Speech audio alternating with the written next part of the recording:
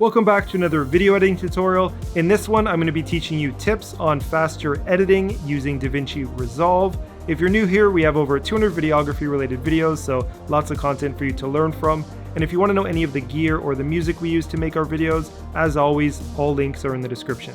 Let's jump in.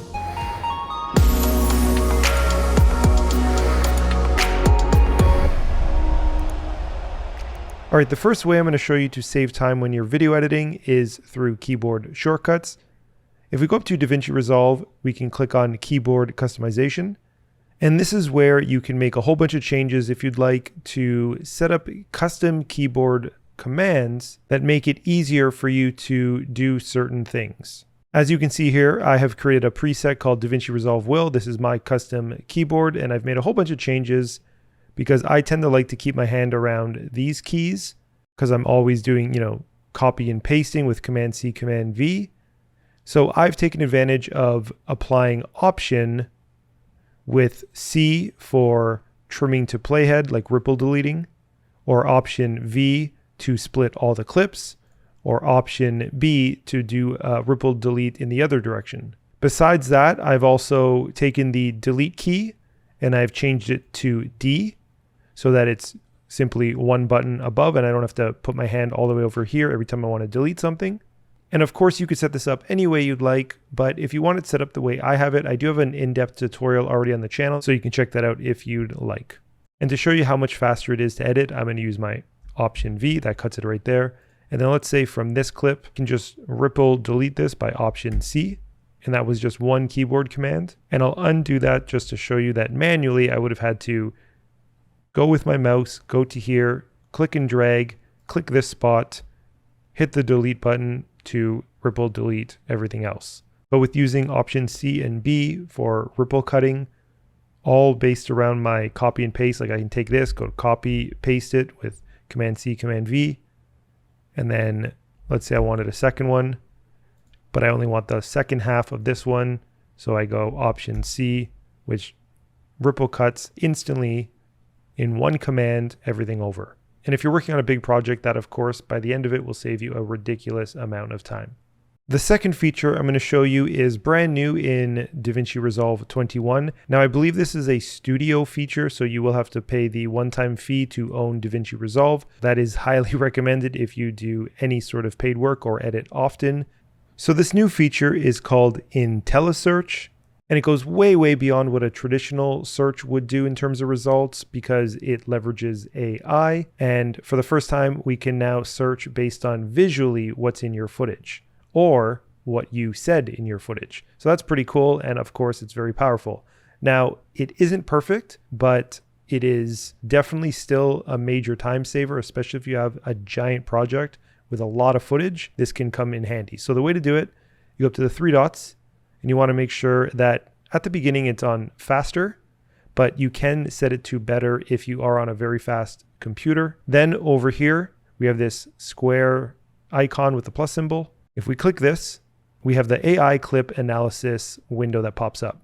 So this is a way for you to have DaVinci Resolve analyze the footage that you brought into the program. And depending on what you select here, it can search for faces. It can search for and read what's on a slate if you're, of course, working with, let's say, like narrative footage from a short film where they have scenes and every single shot they filmed was slated, and so on.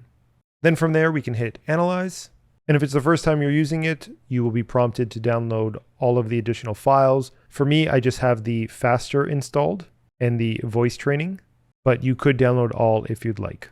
If you are using this feature for the first time, you will have to go back and click the square with the plus symbol again, and then reanalyze your footage. So just a heads up about that, if you did try to search it and it wasn't working, that is the reason. And we want to make sure that the magnifying search bar is open, and we can just type in, for example, computer, hit enter, and then IntelliSearch visually looked at the clips and found that these two have computers in them. All right, the third way I'm going to show you how to save time using DaVinci Resolve is on the color page. Professional editors spend a ton of time color correcting and grading their footage. But of course, there are times where you're just trying to finish a project quickly and you just want to add a bit of life into your footage. That is where LUTs come in. And now, of course, you've likely heard of LUTs. So I won't spend too much time on this. So you can right click, add a corrector node, click and drag it after your footage.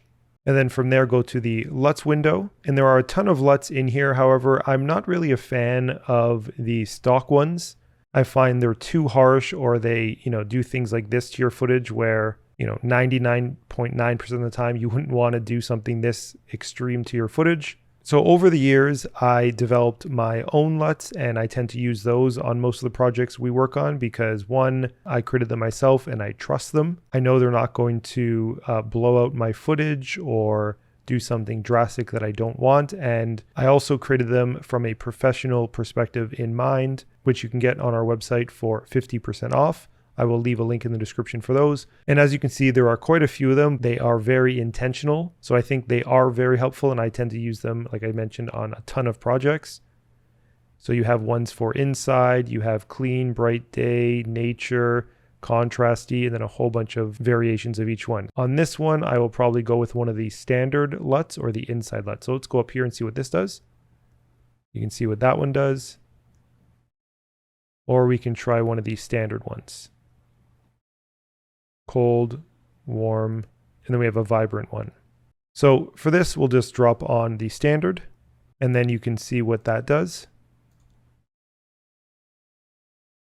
So it bumps up the color overall, adds a bit of contrast, some vibrance, some saturation, and pushes also a little bit of blue. And from there, instead of spending all this time making micro adjustments, you can simply just drag one of the LUTs, which is basically a color grading preset, and that will save you a lot of time. If you find that is too harsh, you can simply go to the key tab and then dropping the key output gain to whatever you'd like. Basically 1 is 100 and then 0 would be 0%. So if, let's say you wanted it, you could do 50%, so that'd be 0.5. And the fourth way I'm going to show to save time as a video editor is by taking advantage of built-in effects and plugins. As creatives, it can be tempting to, go to the Fusion page and spend hours and hours and hours perfecting something or creating something from scratch and getting exactly what you want. But in reality, at least half the time, you can get pretty much what you want in a fraction of the time by just using an effect or filter, especially now with all the new AI features that they're adding where the effects are becoming very good. Like for example, adding a realistic camera shake to this. If you wanted to do that in Fusion, it would probably take you about a minute or two to set up all the nodes and everything, where that is just an effect now that you can apply to your footage. Now you have it built in, and you can change all the parameters so that it becomes, exactly the way you want. And it's just that simple. And beyond that, of course, there are a ton of other built-in amazing features, such as the beauty effect. I've actually have a tutorial on this in the past that I've put out. Makes it easy to soften skin and make some changes to a face. They also have now blemish removals and some other cool features. So being able to apply like a beauty effect and make it look good, that would take a few minutes at the very least per clip. Whereas now you can just drag and drop beauty, make some changes, and within 20 or 30 seconds, you can have a smoother skin. And of course, this isn't the best shot, but you get the idea. And in the latest version, they've even added some new effects here and some generators as well. And as a quick bonus, you likely know this, but if you don't, this is a huge time saver. If you're working with a ton of footage, you can use J, K, and L on your keyboard to play back footage at different speeds. So for example, if you just hit L, it will play the footage normally, but if you hit L a second time, it will play it a little faster. And if you hit it a third time, it will then increase the speed again. And then pressing K to stop or J to slow down or go in reverse. Because, for example, if you aren't doing that, then you're watching everything in real time. So if you're playing everything back at twice the speed, you've now doubled the amount of time that you save. And believe me, on very large projects where you're working on something for several weeks and you have hundreds and hundreds or maybe even thousands of clips, you want to make sure that you can manage the project efficiently and actually get through it in a timely manner so that you can move on to the next. Now, another time-saving technique, you don't actually have to mix and master your audio. In most cases, especially on like YouTube videos, for example, or any videos you're uploading to social accounts, You likely don't need to do any sort of special audio work. As long as your audio is not peaking, then you should be good. And typically all you'd really need is a limiter, which you can find under Dynamics, Fairlight, and Limiter. And then just roll it back very slightly. I tend to do around minus 0.5. This basically means that any audio being output will never go above this amount. And moving on, another time-saving tip is to completely ignore this media page, which is the first page here in DaVinci Resolve. I literally never use this. I also never use the cut page.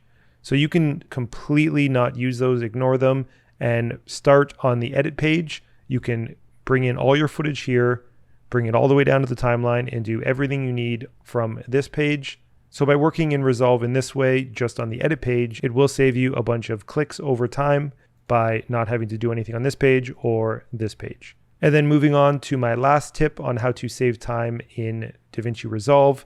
Instead of going to the deliver page, setting up your settings, hitting a preset, then clicking on add to render queue, and then going up to the render queue and hitting render, that is quite a few clicks.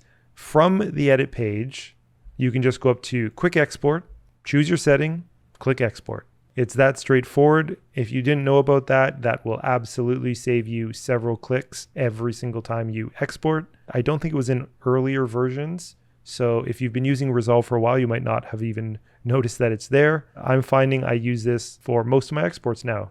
Okay, that's it for tips on how to speed up your editing using DaVinci Resolve. I hope it was helpful. If you liked it, give it a thumbs up and subscribe to see more videos from us in the future. And if you want to know any of the music or the gear we use to make our videos, all the links are in the description.